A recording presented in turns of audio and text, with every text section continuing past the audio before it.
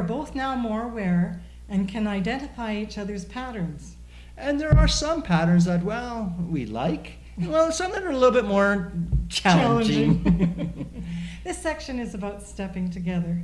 First, we take you back to your honeymoon stage. And then we show you how effective code words are. These code words can be really effective in stopping those unloving patterns. And once you stop these unloving patterns, then we can give you some negotiation tips that are specific to your personality type. Remember, each of you has a responsibility and interest in making this work. Do you remember back in the honeymoon stage when you first started dating your partner and you were so into each other and you would do almost anything to please them? Well, what are the supporters like in the honeymoon stage? In the beginning, they feel connected with their loving and nurturing, and the partner probably liked the attention of the giving and was more appreciative. They were more respectful of boundaries so as not to scare a love interest off. And in the beginning of the relationship, you both were connected together, spending time, going out on dates, doing romantic things, being more thoughtful. So in developing the relationship, the connection was strong and everyone's needs were being met. I have a friend who told me a story of when he was dating a supporter.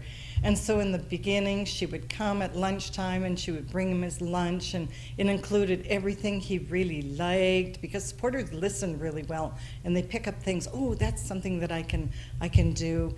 And it felt very loving and caring to him, and he was very appreciative of it.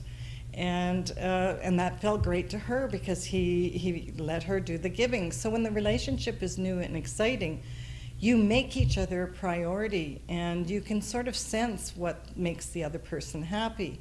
So he was appreciative in his giving, and the supporter felt valued for the giving, and that's what feels loving to them. That's a close connection. However, the supporters want to take it deeper and deeper. I can remember back when I met my former husband at the age of 16, and we started dating, and I would see other couples who they would have the same jackets on and they would walk along the street holding hands, and I thought, oh, that's true love. And so I suggested to him, and he was horrified and I couldn't understand why. Well, now I sort of get it. That might have been a little smothering, a little taking over. He might have felt he was losing his identity, but to me that looked like true love. In the honeymoon stage, the focus for both of you is on the other person and outwardly giving. And then the relationship becomes more comfortable. The partner will pay less attention to the supporter's giving, maybe be a little less appreciative, because supporters do this so naturally. It doesn't look like effort to anyone else. The partner will gradually go back to focusing on what it is they need. So keeping up this intensity for different personality type can be overwhelming, and they may retract or react.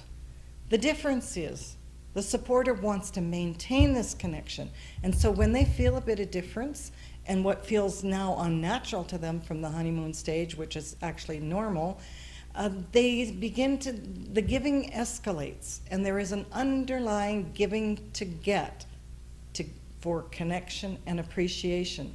So they may become more intrusive and a little more aggressive. Oh, I can help you with that. I can do that for you. And the partner begins to feel like the giving may be manipulative and conditional. So the supporters attempt to make themselves indispensable. So you can't live without me. I make your life so much better and easier. Being intrusive is not respecting boundaries or others. Often women are very attracted to male supporters because of their caringness. Male supporters have the same need to connect and help. So supporters want to bring people closer to them, but often with the intensity, it has the opposite effect and it pushes others away. And the supporter has no idea why this is, because all of this are unconscious patterns. We know there are times when you are able to manage your intrusiveness because you were able to do it back in the honeymoon stage. Intuitively, you watched for signs of when it was too much or overwhelming, and unconsciously you adjusted. So we know that you can do that. What is essential is that you have that awareness of when your need to connect is over the top for your partner. And how does this affect them? If you have an agreement that your partner can help you to be accountable and responsible, I have a tool that you both can use to make this easier. To step together, a code word can work well when the partner sees a negative recurring pattern. It can be a loving gesture to make you aware in the present moment, and a proactive and fun way to change the pattern for both of you. A code word will pause the situation and help the partner feel more empowered to be part of the solution. And for you, it will provide an opportunity to reframe before the situation spins out of control. So give your partner permission to use it. You can choose to change the behavior and make it better. Partner, support them by being respectful and without judgment. So create a fun pre-agreed code word or a visual sign for awareness to bring yourself back into your balance. When your partner sees a negative pattern, they can give you a visual sign or use something silly as a code word like peanut butter. In relationships, issues are going to arise. And this is when a code word works best. The supporter sees an opportunity that they can help and immediately launches into action. So using a code word by your partner can be a beneficial tool and a loving gesture to make the supporter more aware that they are in a reoccurring pattern. What your partner is asking is that the supporter pause and feel what is happening in the present moment. It can change the moment from the supporter feeling they need to give to get in order to connect, or stepping together to connect. So you could use a code word like stop, or you could use hand signals, stop. However, the word stop can be very aggressive or maybe too direct, and supporters are very sensitive. So watch your tone of voice and intensity, and both agree that it might be something like peanut butter or hey, something like that you both agree on. Using peanut butter or hand signals are a very powerful tool, and it should be used sparingly and respectfully. You don't want to be using it all the time or it will lose its effectiveness and your partner might just get annoyed with you. You might use it quite often and the partner is going to go, oh, peanut butter again?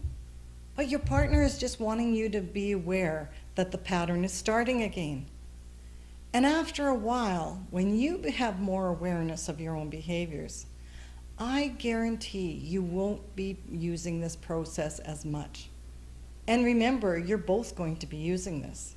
Your partner is going to be using this with the supporter, and supporter, you're going to be using it with them as well. And it makes it so much easier to handle sensitive situations when you've agreed upon it ahead of time. That's stepping together. Let's show you in a situation where this might occur. And let's go back to the garden situation again. Andrea, the supporter, has very satisfactorily said, Devin, I helped you with your gardening. And she expects that he will be very appreciative, and she envisioned it like, oh, honey, thanks. That's such a load off my mind. Instead, Devin is angry, and then Andrea goes to being hurt. The partner may respond with, I never asked you to do that.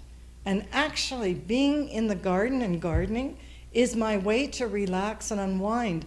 And I really need that now because I'm stressed. So the supporter will probably react with being hurt, feel rejected, maybe get into a huff and withdraw, give the silent treatment. And the partner may be angry about all this. So we want to stop your patterns now. Supporters, you are becoming more aware that your helping can feel like intrusiveness, even with the best of intentions. So you need to respect their boundaries too. And this is when a code word works. So the partner sees the supporter's eyes begin to tear up, emotions are rising, their body may become more rigid. They take a couple deep breaths like they've been stabbed in the heart. And the partner can put up their hand and say, honey, peanut butter. Take a couple deep breaths, supporter, take a couple deep breaths. You've paused the situation before, and you can manage this. And I'm going to show you what to do next.